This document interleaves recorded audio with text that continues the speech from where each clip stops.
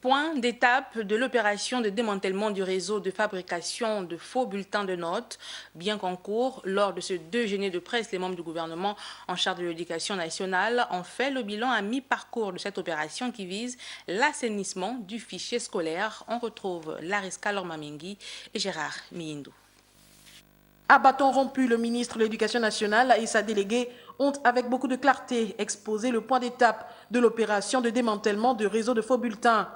Une véritable mafia qui s'est installée et qui pourrit le secteur éducation. Des auditions, des dénonciations, mais aussi des aveux. L'enquête diligentée par Patrick Mugama Daouda a porté ses fruits. Il faut saluer le travail de tout le monde. Les associations des parents ont été associées à la commission rogatoire qui a été mise en place. Les syndicats ont été associés. En dernier ressort, la tutelle, parce que ça relève de l'exécutif, a pris ses décisions. Et je rappelle qu'une commission de recours a été mise en place pour permettre à ceux qui peuvent faire valoir des explications qui permettraient de les disculper, de les faire valoir.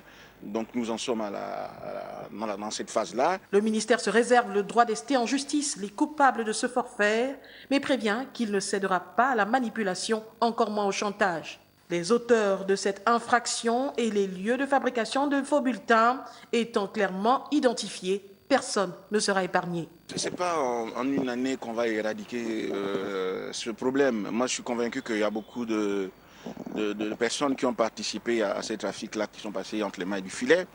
J'en suis parfaitement conscient, mais rassurez-vous, ce n'est pas un travail qui a commencé et qui va s'arrêter. Selon le professeur Patrick Mugama Daouda, le président de la République, chef de l'État, aspire à un système éducatif où les exigences sont à la hauteur de nos ambitions de former une génération d'élite qui construira le Gabon de demain.